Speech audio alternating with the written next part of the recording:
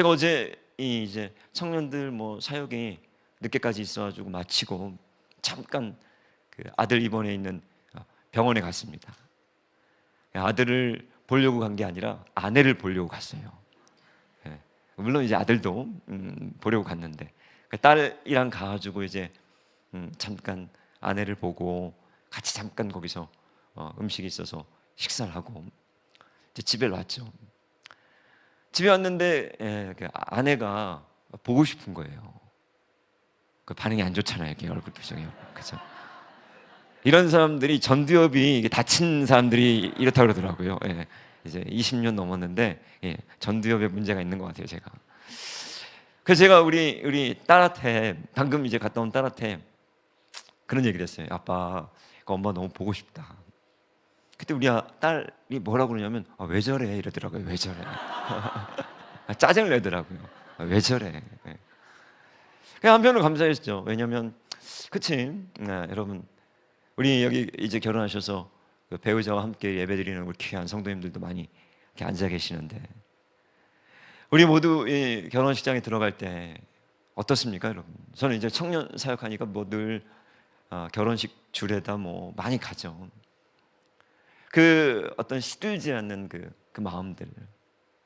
근데 우리가 이 결혼 생활을 쭉 이렇게 해나가면서 만만치 않잖아요, 그죠? 그 처음에 그 감정들, 그런 것들이 어느 순간 식어버리기도 하고, 이제는 어떻게 보면은 너무 다른 그런 모습으로 또 살아가는 사람들도 있고, 가슴 아픈 얘기죠.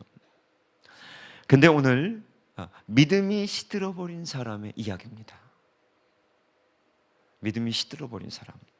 근데 시들었는지도 모르고, 그렇기 때문에 그 믿음이 시든 것을 애통해 해본지도 못하는 사람의 이야기인 거예요. 우리가 지금 방금 읽은 이 창세기 33장의 뒷부분, 여러분들이 아마 설교로 거의 안 들어봤던 본문입니다. 그런데 33장 1절부터 15절, 바로 우리가 읽지 않은 그 앞에 1절부터 15절은 너무 유명한 설교를 여러분들이 많이 들었던 내용이에요. 그게 뭐냐면 야곱이 야복강에서 그 일평생의 어떤 그 숙제였던 그 형과의 관계, 그것을 풀기 위해 몸부림을 치면서 하나님과 씨름하고, 결국 하나님의 그 은혜로 분이엘에서 주님을 만나고, 그 에서와의 모든 그 악연이 이제 해피엔딩으로 회복되는 게 1절부터 15절까지 내용이에요.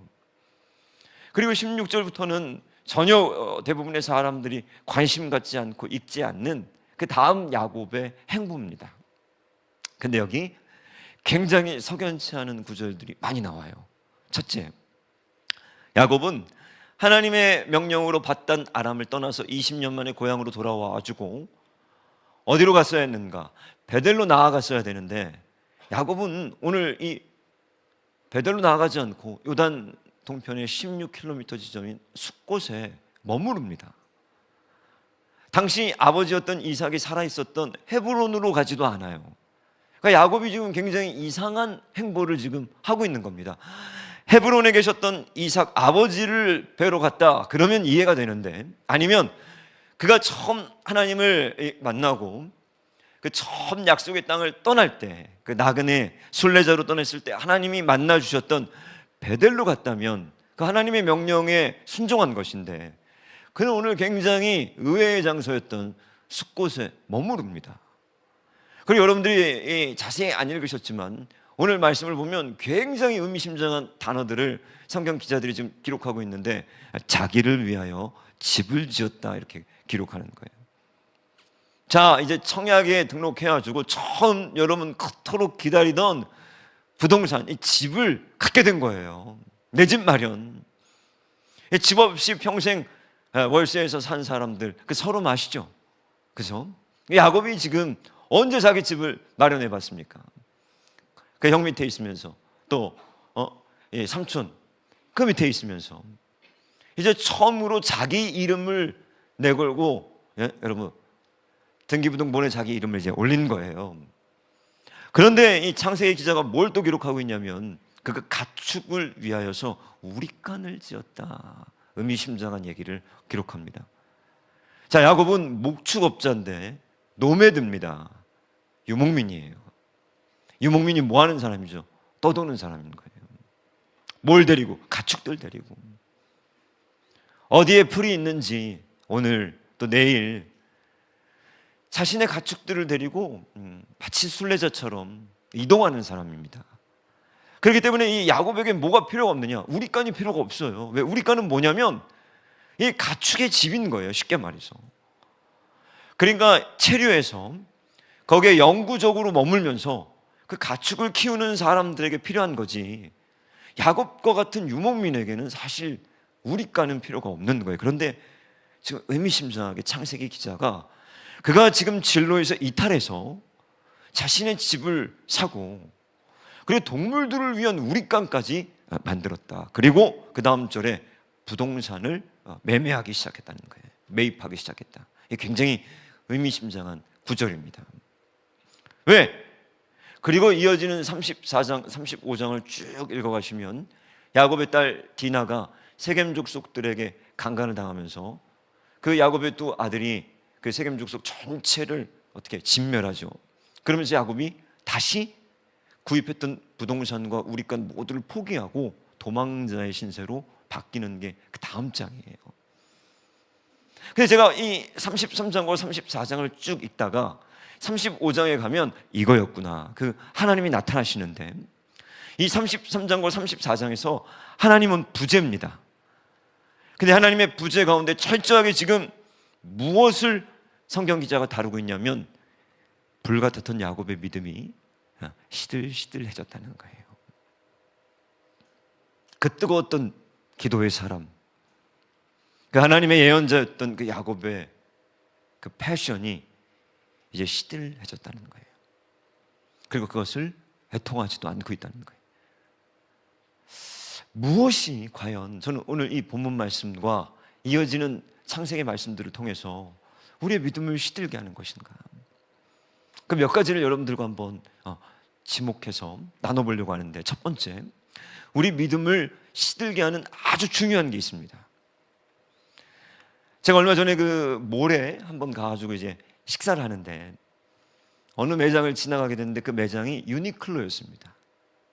아마 우리 여러분들 아시는 분들이 많을 텐데 유니클로, 중저가 의류 그 브랜드죠. 지금 여러분 이 백화점이나 몰에 가면 뭐 어디나 유니클로가 있습니다. 근데 제가 놀랬던 게 뭐냐면 2019년을 기점으로 우리가 노재팬, 불매운동이 불과 같이 일어났던 적이 있었어요. 여러 가지 정치적인 사안과 맞물려서 우리 일본 가지도 말고 노재팬, 우리 막 여러분 서울 시내에 다 붙여놓고 아주 뭐 일본 맥주들부터 시작해가지고 불매운동이 막 불과 같이 일어났습니다. 그때 제가 너무 놀랐던 게 어느 정도까지였냐면 종로 한 복판에 있었던 유니클로 매장이 철수했어요. 유니클로의 이 연 매출이 여러분 당시 1조를 넘었습니다. 곤두박질 쳤어요. 절반 가까이 떨어졌습니다. 아, 이제 망하는구나. 근데 여러분 그때 유니클로의 최고 경영자, 최고 유니클로의 대표가 인터뷰에서 뭐라고 했는 줄 알아요? 회사의 주가가, 매출이 반토막이 나서 망가지고 있는데 그가 했던 유명한 말이 있습니다. 불매운동 오래 못 갑니다. 더 화가 났어요, 사람들이. 그래? 망했어. 유니클로 죽었어. 안 갔어요, 우리나라 사람들이. 여러분 2024년에 1조 4천억을 넘었습니다, 유니클로가. 이게 뭘 보여주는 거예요? 그 사람 말이 맞았어요. 오래 못 가요. 우리 믿음 오래 못 가요. 첫 번째, 우리 믿음을 시들게 하는 첫 번째는 시간입니다. 시간 앞에 장사가 없는 거예요. 제가 예전에 이 시각장애인이 되신 목사님과 저희 이제 교회 목사님이셨죠. 그분과 같이 이렇게 있으면서 야, 앞을 보지 못한다는 것만큼 우리 인생에서 괴로운 게 있을까? 제가 이 많은 환자들, 또 병원에서 신방도 하고 뭐 돌아가시는 수많은 이 환자들을 보면서 제 개인적으로 가장 고통스러운 질병이 뭘까? 암이 아니더라고요, 여러분. 저는 이 1번으로 뽑은 게 루게릭이었습니다. 이게 제일 무섭다. 제가 봤을 때는 이게 넘버원이었어요. 아시죠, 루게릭? 모든 우리 근육, 힘을 잃어버리고 나중에는 숨을 쉴 수 없고 얘기를 할 수 없고 눈도 깜빡일 수 없는, 이거보다 무서운 게 있을까? 정말 그 루게릭 환우들을 봤을 때 너무너무 무서워서 제가 그 공포에 돌아와가지고 몇 번을 우리 아내에게 신신당부한 게 있어요. 내가 만약에 루게릭에 걸리면 물만 넣어주고 그 음식 절대 넣어주지 말아서 마지막에 금식하면서 기도하면서 하나님 앞에 갈 수 있도록 빨리 나를 죽도록 도와주고, 연명치료 절대 하지 말고 음식 넣어주지 않으면 40일, 50일, 60일이면 죽을 수 있다. 왜? 너무너무 비참해 보이는 거예요. 마지막에는 눈으로 이 대화를 해야 됩니다. 기역, 니은, 디귿, 자음, 모음 있고 눈 어디에서 깜빡이면 그걸로 자식이 이제 맞히는 거예요. 물, 미음, 우, 리을, 물. 물 달라는 거군요. 나중엔 눈꺼풀도 안 움직여요. 그리고 두 번째가 시각장애인. 앞을 못 본다면 이거만큼 괴로운 게 어디 있을까? 그런데 제가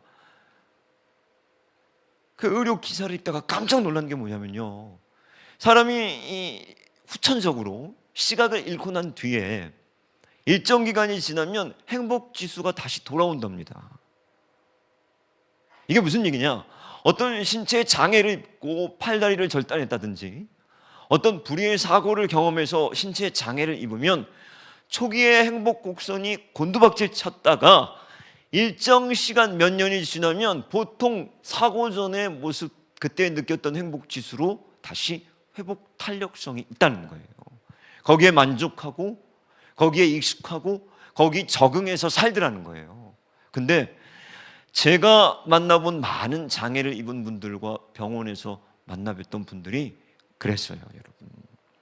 우리도 마찬가지입니다. 이게 시간의 힘이에요. 세월의 장사가 없는 거예요. 야곱은 반대입니다.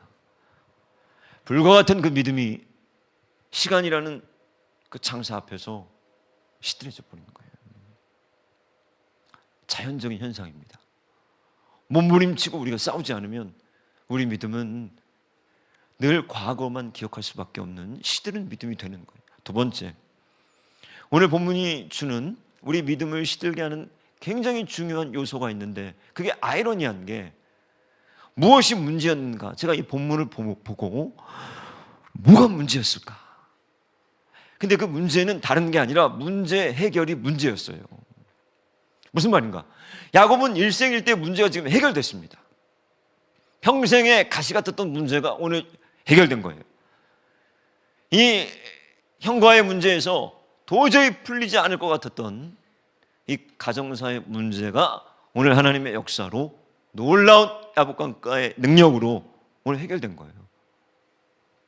앓던 이가 빠진 거예요. 이때부터가 문제였어요. 우리에게 가시가 있을 때 여러분 괜찮습니다. 바울이 그 가시를 내게서 없애달라고 막 애를 쓰니까 내게 있는 게 족하다, 하나님이 말씀하시잖아요. 제가 우리 아이가 이제 교통사고 나가지고 우리 일상이 많이 바뀌었죠. 근데 제가 처음에 무슨 생각이 들었냐면, 그렇구나, 우리가 편안하려고 차를 만든 거예요. 근데 여러분, 한 해에 자동차에 치여서 몇 명이 죽는지 아십니까? 이게 꼭 우리 인생이에요, 여러분. 우리가 지금 편하려고 만들었습니다. 우리가 땀을 적게 흘리려고 만든 것들이에요, 대부분. 중국에서 최근 2년 동안 AI 등장으로 200만 명이 실직했다는 보고가 있어요. 미국은 3,600만 개의 일자리가 곧 없어진답니다. 2030년이 되면 전 세계 8억 개의 일자리는 사라진다는 거예요. 뭐예요, 이제 사람들이? 우울증이 치솟고 불안과 공황장애가 사람들을 습격하고. 왜? AI가 대체해버린 거예요. 우리의 문제를 해결하려고 만든 것들, 우리가 편하기 위해서 만든 것들이 결국 우리를 죽이고 있는 거예요. 이건 영적인 이치에서 정확합니다. 우리가 편안해질수록 우리 믿음을 시들어 버려요. 왜 우리 한국교회가 지금 야성을 잃었죠? 여러분들이 복음의 역사와 이 세계사를 연구하다 보면 복음은 항상 가난한 곳으로 들어갑니다. 그리고 그곳에 불과 같은 믿음이 일어나기 시작해요. 부흥이 일어납니다. 사람들이 눈물로 기도해요. 기도의 불꽃과 같은 역사가 그 나라 기독교의 온 나라를 송두리째 삼키다가 3만 불이라는 2만 불이라는 GDP 그 곡선을 타기 시작하면 모든 것들이 힘을 잃어버리는 거예요. 왜? 이제 등 따숩고 먹고 살만하고 더 이상 그렇게 기도할 만한 동력이 안 나오는 거예요. 야곱이 지금 그러는 거예요, 여러분. 더 이상 밤을 새워서 더 이상 내가 무릎을 꿇고 환도뼈를 맞아가면서까지 절면서까지 기도해야 될 패션이 없는 거예요. 왜? 모든 문제가 다 해결됐는데 지금 우리간이 생겼습니다. 부동산이 생겼어요. 그 외에도 현찰이 있어요. 야곱도 기도하기가 어려워지는 거예요. 여러분들 문제가 있습니까? 감사하셔야 돼요. 할렐루야. 그 문제를요 옮겨달라고 기도하시는 것보다 그 문제를 통해서 하나님 앞에 나아가시기를 기도합니다. 자, 시간이 우리를 시들게 하고 문제가 해결된 것이 때로는 우리에게 더 큰 영적인 재앙을 초래한다면 오늘 아주 직접적인 야곱을 시들게 했던 그 우상들이 있습니다. 그게 창세기 35장에 가면 하나님이 나타나셔서 야곱에게 가르쳐 주신 말씀들이 있어요. 자, 35장 제가 1절부터 읽어드리겠습니다. 하나님이 야곱에게 이르시되, 이제 하나님이 나타나셔요. 일어나 베델로 올라가라. 지금 야곱이 거부했던 그 베델로 다시 가라는 거예요.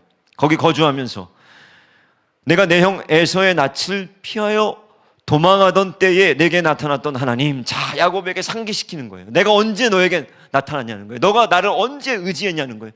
내가 언제 너를 강력하게 만나줬냐는 거예요. 그거는 너가 형 에서를 피해서 도망가던 가장 인생의 낮은 그때, 너가 돌베개를 비고 잠을 잘 수밖에 없었던 인생의 가장 쓸쓸하고 외로웠던 그 시절, 내게 나타났던 그 하나님, 이걸 상기시켜 주는 거예요. 지금 하나님이 그 말을 하시고 단을 쌓으라. 근데 여러분 이상한 말씀이 나와요. 야곱이 이에 그 다음에 뭐라고 나옵니까?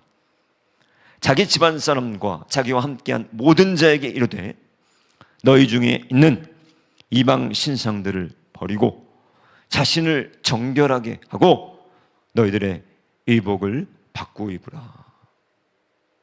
저는 이 말씀 깜짝 놀랐습니다. 하나님이 지금 야곱에게 베델로 다시 가라 이렇게 말씀하시는데 야곱은 알았어요.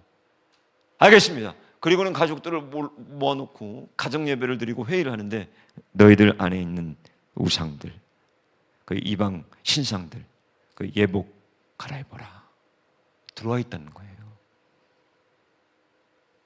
알고 있었다는 거예요. 어느샌가 믿음의 가정 안에도 우상들이 들어와 있습니다. 믿음의 사람들 안에도 이방 신상들이 들어와 있는 거예요. 야곱은 이것을 하나님 앞에 나아가기 전에 먼저 제거하지 않으면 안 된다는 것을 알고 있었다는 거예요. 지금 여러분, 무엇이 여러분들을 시들게 하고 있습니까? 알아요. 여러분들의 스마트폰이 여러분들을 시들게 하고 있습니다. 알아요. 그걸 치워버려야 된다는 걸. 무엇이 지금 내 말씀의 능력을 반감시키고 있는지, 무엇이 내 영성, 내 야성을 미지근하게 만들고 있는지 여러분들이 알고 있다는 거예요. 붙어 있는 거예요. 가지고 있는 거예요. 대부분 여러분들 손에 붙들려 있는 것들입니다. 제가 이 말씀을 준비하다가 누구 생각이 났냐면 신성일 씨 생각이 났습니다. 아시죠? 엄앵란 씨. 대한민국을 대표하는 최고의 원로 배우들로서 그분들 결혼하실 때 온 나라가 주목했잖아요. 왜? 박찬희, 김지훈 이후로 가장 아름다운, 죄송합니다. 이 두 당대의 스타 배우들이 결혼을 했는데 잘 아실 거예요. 그분들의 결혼 생활이 별로 순탄치가 않았습니다. 왜? 신성일 씨의 잦은 외도 때문이었죠. 그가 나중에 무슨 자서전, 맨발의 청춘이다 뭔가 그 자서전을 쓰셨는데 그 자서전에서 본인이 외도했던 것들을 얼마나 자세하게 그 기록해 놨는지 몰라요. 그 어떤 아나운서와 또 해외에서 아내 몰래 너무나도 그 고백들을 보면 타오르고 있었더라고요. 불과 같이. 제가 이 본문과 오늘 이 우리 영혼이 시드는 것과 왜 지금 이 한 노 배우의 얘기를 하고 있는가, 이게 상관관계가 있습니다. 야곱은 믿음이 시들었지만 세상을 향해서는 그 어느 때보다 불타오르고 있었어요. 내 아내를 향한 마음이 시들었지만 타인의 아내를 향해서는 불타오르고 있었던 거예요. 시들었다고 다 시듭니까? 아니에요. 하나님을 향해서 시든 거예요. 동시에 무엇을 향해서? 무엇인가를 향해서는 불타고 있었어요. 남의 아내를 위해서는. 이게 시소의 법칙입니다. 시소. 한쪽이 올라가면 한쪽은 내려오게 되는 거예요. 한쪽이 내려오면 반드시 반대쪽은 올라오는 거예요. 야곱은 난생 처음 토지를 매매하기 시작했고, 세겜 족속들, 이방 족속들 거기까지 들어가가지고 토지 매매를 하면서 활발한, 여러분, 행복을 누리고 있었어요. 그런데 하나님을 향해서는 시들해져 버린 거예요. 미국의 98세에 소천한 서던 캘리포니아 대학에 아주 유명한 경제학자가 있습니다. 교수가. 이 사람이 쓴 유명한 책이 있어요. 리처드 이스털린이라는 이 교수가 쓴 책이 뭐냐? 얼마나 부자가 되어야 행복한가? 지적 행복론입니다. 지적 행복론. 이 사람은 경제학과 교수인데, 지적 행복론. 사람은 언제 행복을 느끼는가? 근데 이 사람이 꼽은 세 가지가 너무나도 타당한 거예요. 우리가 언제 인간이 행복을 느끼냐? 첫 번째, 돈이랍니다. 돈. 두 번째, 건강해야 된다는 거예요. 그죠? 당연하죠. 아픈데 무슨 행복이 있어요? 세 번째, 가정이 안정돼 있고 가정 안의 관계가 화평할 때. 돈이 아무리 많아도 막 애들이 말 안 듣고 막 개판치고 깽판치고, 돈이 아무리 많아도 막 배우자 서로 막 어렵고 감정의 트러블이 있으면 안 행복하더라는 거예요. 근데 이 세 가지가 있으면 사람은 만족을 누리고 행복하더라는 거예요. 지금 야곱이 이 난생 처음 세 가지가 충족됐습니다. 가족 안에 있는 트러블들이 사라지기 시작했어요. 매일 서로 다투고 라이벌 경쟁을 했던 첫째 부인과 둘째 부인이 삼촌 라반의 집을 떠나오면서 하나가 돼요. 서로 경쟁하고 서로 미워하고 서로 질투하고 시기했던 이 부인들이, 여러분, 이 고향을 떠나는 이 입장에서는 서로 동의하고 하나가 됩니다. 또한 눈에 가시와 같았던 그 형과의 관계가 다 갈등이 회복됐어요. 가정 안에 아무 문제 없습니다. 지금. 또한 야곱은 지금 처음으로 누리는 풍요로움을 누리고 있는 거예요. 얼마나 행복해요. 행복했는데 그의 믿음은 가장 곤두박질 치고 있었다는 거예요. 제가 이 저녁이면 이제 병원에 가가지고 우리 아들 간호하고 이제 제가 자는데, 우리 아내랑 이런저런 얘기를 하다가 그런 얘기를 했어요. 제가 우리 아내한테 이제 다시 병원으로 또 돌아왔어. 제 인생은 1989년에 경희대학 병원에 입원했던 그 누이를 병간호하는 것이 저희 인생의 어떤 병원의 시작이었다면, 쭉 영등포 한강섬식대병원, 또 우리 아내가 입원했던 분당 서울대병원, 또 이번에 또 우리 아들이 국제성모병원. 그래서 제가 그런 얘기를 했어요. 30년이 넘었는데 병원이 하나도 안 달라졌어. 어쩌면 그 보호자 의자 그거마저도 사이즈도 똑같고, 밤이면 느닷없이 찾아와가지고 잠을 깨우는 그 간호사들, 그 정형외과 사람들의 그 신음소리들. 근데 우리 아들이 이제 정형외과 수술이 끝나고 이제 성형외과 수술을 기다리고 있습니다. 근데 정형외과 수술은 부러진 골반하고 이 허벅지를 핀을 박아가지고 넣어놨는데, 더 복잡한 게 여러분 글쎄 성형외과더라고요. 트럭에 깔리면서 피부가 이제 괴사가 진행이 되는데, 앞으로 2번 이상 최소한 전신 마취를 하고 이 피부 이식을 떼내서 해야 된다는 거예요. 이제 수요일 첫 번째 수술이 들어가는데, 이 첫 번째 수술은 지금 있는 이 다리에 있는 피부들 다 벗겨내는 거예요. 그걸 사진이랑 이렇게 보여주는데 못 보겠더라고요. 제가 막 혈관이 지나가고 뼈가 지나가는 그 거기까지 피부를 다 뜯어내는 거예요. 그리고 인조 잔디처럼 인조 피부들을 붙여놓은 다음에 이번에는 허벅지와 배에서 내 피부를 떼다가 이제 거기 피부 위에 이식, 그것도 이식이 마치 잔디 심는 것처럼 잘 이식이 돼야 되는데 그게 여러분 그 말이 그렇지. 그러면서 이런저런 부작용들, 그 예전에 자기가 수술했던 많은 사람들의 그 수술 사진들을 보여주는데 못 보겠더라고요. 볼 수가 없어요. 왜? 너무너무 징그러워가지고 그 피철철돼서 괴사가 되어 있는 그 피부를 뜯어내가지고 그것도 멀쩡한 살을 거기다 붙여서 또 땡기는 거를 막아주기 위해서 최소한 2번 이상 전신 마취를 해서 이 수술을 진행해야 되고 굉장히 긴 수술이 될 겁니다.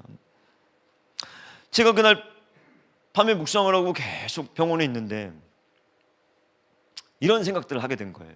하나님, 우리 첫째 아들은 정말 부모 말을 잘 듣습니다. 지금까지 불순종해 본 적도 없는, 우리 아내가 뭐라 그러냐면 왜 죄 없는 얘가 다쳐야 됩니까? 이해가 안 되는 거예요. 내가 치웠어야 되는데. 아니 왜 우리 집에서 어느 날 투표를 했습니다. 가정 예배를 드리다가 투표를 했어요. 무슨 투표를 했냐? 심심해가지고 너희가 봤을 때 무조건 천국 갈 것 같은 사람, 너희가 봤을 때 우리 가족 중에서 6명 중에서 믿음이 제일 좋은 사람. 자, 조건이 있어. 자기 찍으면 안 돼. 다른 사람 찍어야 돼 무조건. 제가 1등 할 줄 알았거든요. 목사인데 6명이 이제 투표를 했어요. 제가 2표. 우리 첫째 아들이 2표. 우리 와이프가 1표. 딸이 1표. 무효. 왜? 자기가 찍었어. 걔는 무효. 그래서 우리 아들이랑 저랑 1등 했거든요. 2표. 응? 제일 말을 잘 듣고 불순종한 적이 없고. 이해가 안 되는 거예요. 이해가 안 돼요. 왜? 내가 만약에 다쳤다 이해가 돼요. 뭐지 이게 하나님? 왜 또 이런 수술이? 그러다 갑자기 예수님이 채찍에 맞는 장면이 생각이 났어요. 왜 예수님이 죽었지? 왜 예수님이 맞았지? 예수님이 뭘 잘못했지? 왜 하나님은 예수님을 버렸지? 예수님이 채찍에 맞았을 때 그 피부가 어떻겠을까? 어떻게 피부가 상했을까? 이런 생각들을 하게 된 거예요. 감사밖에 할 게 없더라고요. 평상시에는 5개 감사를 했는데 아침에 일어나면 오늘은 20개를 감사했습니다. 허벅지는 그래 안 상했지, 머리도 안 다쳤지, 피부 이식을 할 수 있는 한국에서 다쳤지. 그러면서 여러 가지 감사들을 하기 시작하는데, 제가 예전에 여러분들 설교하면서 몇 번 읽어드린 일기가 있습니다. 로제타 홀 선교사의 일기예요. 이게 6권으로 홍성사에서 출판이 됐는데 1884년에서 1945년까지 조선을 찾아온 선교사가 총 1529명이었답니다. 1529명의 대부분 서양 선교사들이 1884년부터 우리나라를 찾아왔는데 그 중에 1114명이 여성이었대요. 자, 다시 말씀드릴게요. 1529명 중에 1114명이 여자였다는 거예요. 그러니까 72%가 여성이었답니다. 놀랍죠? 그 중에 이 로제타 홀 선교사가 미국의 초등학교 교사였어요. 편안한 삶을 살다가 어느 날 때려치고 의대로 들어갑니다. 그리고 의대를 마쳤어요. 이제 뭐 의사죠. 이제 초등학교 교사 때도 뭐 넉넉한 형편에, 그리고 이제 의대 의사로 졸업하고 1890년에 조선 선교사로 들어오는 거예요. 1890년 8월 21일 그날 쓴 일기가 있습니다. 아직 미국 버지니아에서 떠나기 전이죠. 이 로제타 선교사님이 뭐라고 썼는가 보세요. 안녕이라고 작별 인사를 할 시간이 되었다. 5년, 아니 어쩌면 더 긴 이별이 될지 모르는 인사였다. 처음에 조선에 5년 정도를 생각했던 것 같아요. 5년이 아니었습니다. 50년이었습니다. 어머니와 나는 부엌에서 서로 입을 맞추며 작별 인사를 했다. 두 사람의 눈에서 눈물이, 가슴에서도 눈물이 흘러내렸다. 눈에서도 가슴에서도 어머니와 눈물을 흘렸다는 거죠. 그때 아버지께서 들어오셨다.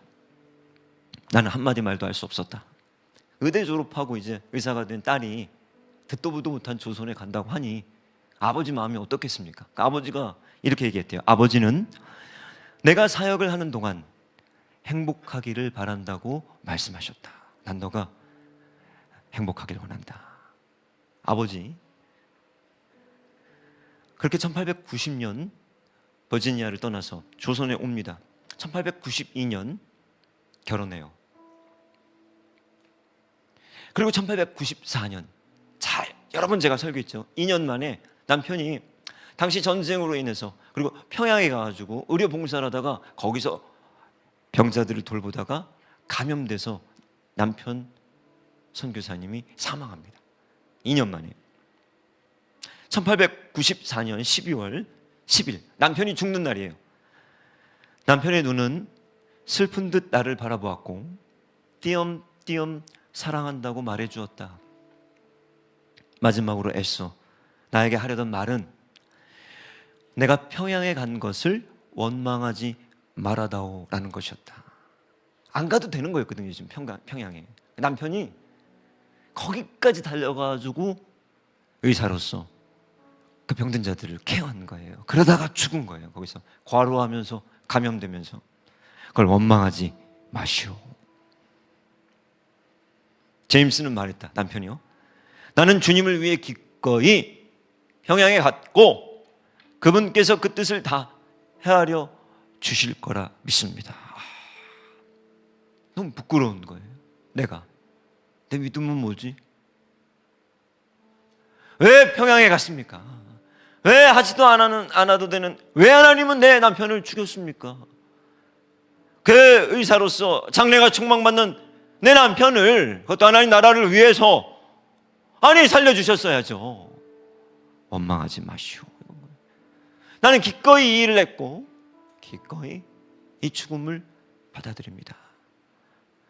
혹시 울음소리가 들릴까 싶어 안간 힘을 쓰며 울음을 참아야 했다. 그러나 아무리 애를 써도 베개는 눈물로 젖었고 한 번도 하지 않았던 애원의 기도가 터져나왔다. 사랑하는 남편을 데려가지 말아주시옵소서.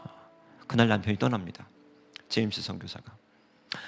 그때 태중에 있던 딸 아이가 있는데 그 딸이 5살 때 죽어요. 왜 그런가? 여러분, 당시 1890년 선교를 나갔던 많은 선교사의 아내들의 가장 큰 걱정, 미션, 임무, 난관이 자녀 양육이었습니다. 왜? 7명 중에 1명이 죽었어요. 근데 조선에 왔던 선교사들은 2명 중에 1명이 자녀를 잃었습니다. 왜? 당시 조선의 그 열악한, 아직 그 의학 기술이 아주 단순했던 풍토병과 항생제 하나가 없어서 2명 중에 1명의 아이들이 죽어나갔다는 거예요. 그러니까 당시 선교지에서도 가장 척박했다는 거죠. 7명 중에 1명의 어린아이들이 죽었는데 조선은 2명 중에 1명이 죽은 거예요.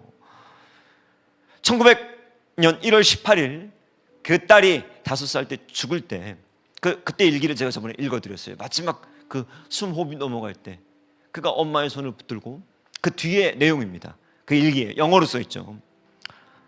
밤이 찾아오면 쓸쓸함도 함께 온다. 간절한 그리움이다.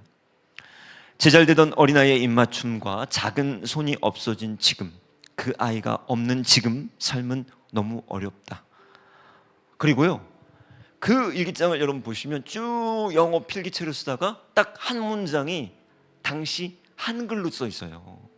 그가 한글을 이제 배웠기 때문에 그 막 점 찍은 훈민정음 막 그런 거 있죠. 그러면서 거기 한글로 한 문장에 뭐라고 적혀있는가? 예수여, 어둡고 길을 모르니 나를 도와주소서. 이게 한국말로 써 있어요. 그리고 마지막 그날 일기가 이렇게 마쳐집니다. 그러나 우리가 이해하지 못하는 다른 이유로 하나님께서는 그 아이를 데려가셨으리라. 저 처음 아이가 다치고, 왜 하나님 아이가 다쳤죠? 그 질문들을 물다가 이 일기 앞에서 여러분 몰라요. 왜 데려가셨는지 몰라요. 때로는 이해가 안 돼요. 근데 이해하는 게 중요한 게 아니라 여전히 신뢰하는 게 중요한 겁니다. 내가 이해가 되는 게 중요한 게 아니라 내가 그럼에도 여전히 신뢰하는가. 저는 이 로제타 홀의 일기를 보면서 그렇지, 그가 1890년 떠나올 때 아버지의 바람은 이루어지지 않았습니다. 내 딸이 사역하는 동안 행복하게 해주십시오. 불행한 삶을 살았습니다. 아버지의 기도는 응답받지 못했습니다. 여러분, 그러나 행복이 아닙니다. 행복이라는 우상을 여러분들 내려놓으시고 오늘 사명을 붙들고 이 땅에서 행복이라는 파랑새를 쫓지 마시고, 여전히 이해 안 되고 여전히 해결되지 않은 그 고난들 속에서도 하나님을 신뢰하고, 그럼에도 불구하고 우리 하나님을 사랑하는, 그래서 마지막 주님 주신 길 끝까지 완주하는 저와 여러분 되시길 주님의 이름으로 축복합니다. 하나님, 어떻게 해야 이런 마음들을 가질 수 있습니까? 어떻게 해야 우리는 주님만 사랑할 수 있습니까? 어떻게 해야 우리는 이런 것들이 만족되지 않아도 예수님만을 사랑할 수 있습니까? 아버지, 오늘 이 마음을 우리 가운데 부어주시옵소서. 연약하고 유치하고 어린아이와 같은 이 믿음들을 오늘 불태우시고 예수만, 우리 주님만 사랑하는 그 고귀한 그 믿음 꼭 허락하여 주시옵소서.